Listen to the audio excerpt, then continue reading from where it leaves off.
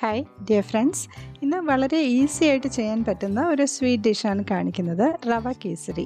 നമുക്ക് റെസിപ്പിയിലേക്ക് പോകാം. ഞാൻ റോഷ്നിയാണ് and you are watching Tinkles. ആദ്യം നമുക്ക് ഒരു പാനിലേക്ക് 2 ടേബിൾ സ്പൂൺ നെയ്യ് ഒഴിച്ചു കൊടുക്കാം. കൂടെ തന്നെ 2 ടേബിൾ സ്പൂൺ സൺഫ്ലവർ ഓയിൽ കൂടെ ഒഴിച്ചിട്ടുണ്ട്. ഇതൊന്ന് ചൂടായി വരുമ്പോൾ ഇതിലേക്ക് കുറച്ച് കാഷ്യൂ നട്ട്സ് ഇട്ട് കൊടുക്കാം.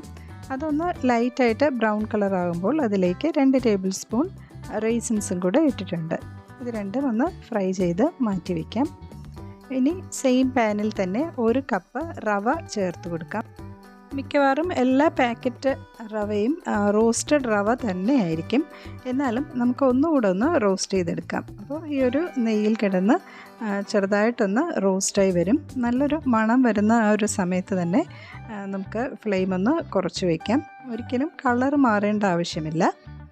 ഇനി ഇതിലേക്ക് നല്ല തിളച്ച വെള്ളമാണ് ഒഴിച്ചു കൊടുക്കുന്നത്.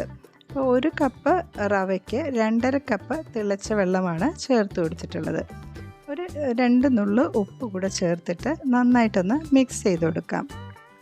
ഇനി ഇത് അടച്ചു വെച്ച് കുക്ക് ചെയ്യാം. ഒരു 3 മിനിറ്റ് ലോ ഫ്ലെയിമിൽ വെച്ച് കുക്ക് ചെയ്യാം. 3 മിനിറ്റ് കഴിഞ്ഞ് നമുക്കൊന്ന് തുറന്ന് നോക്കുമ്പോൾ ഇത് കണ്ടോ, വെള്ളമെല്ലാം നന്നായിട്ട് റവ അബ്സോർബ് ചെയ്ത് വന്നിട്ടുണ്ട്. കണ്ടോ, നന്നായിട്ടൊന്ന് ഡ്രൈ ആയി റവ കുക്കായിട്ട് വന്നിട്ടുണ്ട്. ഇനി ഇതിലേക്ക് 1.25 കപ്പ് പഞ്ചസാര ചേർത്ത് കൊടുക്കാം.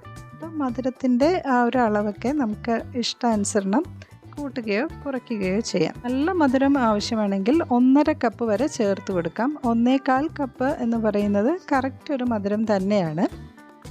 ഓക്കെ, ഇനിയിപ്പോൾ ഇത് മീഡിയം ഫ്ലെയിമിൽ വെച്ച് തന്നെ കുറച്ച് നേരം ഒന്ന് ഇളക്കി കൊടുക്കുമ്പോൾ പഞ്ചസാരയൊക്കെ ഇതുപോലെ ഒന്ന് അലിഞ്ഞു തുടങ്ങും. അപ്പോൾ ഇത് വീണ്ടും ഒന്ന് ലൂസായിട്ട് വരും. ഇപ്പോൾ ഇത് കുറച്ചൊന്ന് ലൂസായിട്ട് വന്നിട്ടുണ്ട്. ഇനി ഇതിലേക്ക് 2 ടേബിൾ സ്പൂൺ നെയ്യ് കൂടെ ഒഴിച്ചു കൊടുക്കാം. ഒന്ന് മിക്സ് ചെയ്ത് കൊടുക്കാം. ഇനി ഇതിലേക്ക് യെല്ലോ ഫുഡ് കളർ കൂടെ ചേർക്കുന്നുണ്ട്. ഒരു മഞ്ഞ കളറാണല്ലോ നമ്മുടെ കേസരിക്ക് സാധാരണയായിട്ട്. അപ്പോൾ യെല്ലോ കളറാണ് ചേർത്തിട്ടുള്ളത്. അതുകൂടെ ചേർത്തിട്ട് നന്നായിട്ടൊന്ന് മിക്സ് ചെയ്ത് എടുത്തിട്ടുണ്ട്. ഇപ്പോൾ ഇത് കുറച്ചുകൂടെ ഒന്ന് തിക്കായിട്ട് വന്നിട്ടുണ്ട്. ഇത് മതിയാവും. ഓക്കെ, ഇനി ഇതിലേക്ക് 1 ടീസ്പൂൺ ഏലക്ക പൊടിച്ചത് കൂടെ ചേർത്ത് കൊടുക്കാം. ഒന്നുകൂടെ ഒന്ന് മിക്സ് ചെയ്ത് കൊടുക്കാം.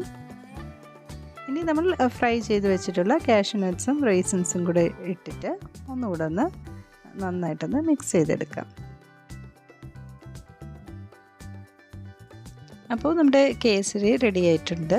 കണ്ടോ, നല്ല സോഫ്റ്റായിട്ട് കിട്ടിയിട്ടുണ്ട്.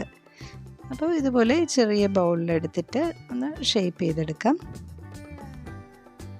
നല്ല പെട്ടെന്ന് തയ്യാറാക്കാൻ പറ്റിയ ഒരു സ്വീറ്റ് തന്നെയാണ് നമ്മുടെ കേസരി. അപ്പോൾ വീഡിയോ ഇഷ്ടമായെങ്കിൽ ഒന്ന് ലൈക്ക് ചെയ്യണേ. അപ്പോൾ ചാനൽ സബ്സ്ക്രൈബ് ചെയ്യാത്ത ഫ്രണ്ട്സ് പ്ലീസ് ഒന്ന് സബ്സ്ക്രൈബ് ചെയ്ത് സപ്പോർട്ട് ചെയ്യണേ. വീണ്ടും മറ്റൊരു വീഡിയോയുമായി വരാം. നന്ദി, നമസ്കാരം.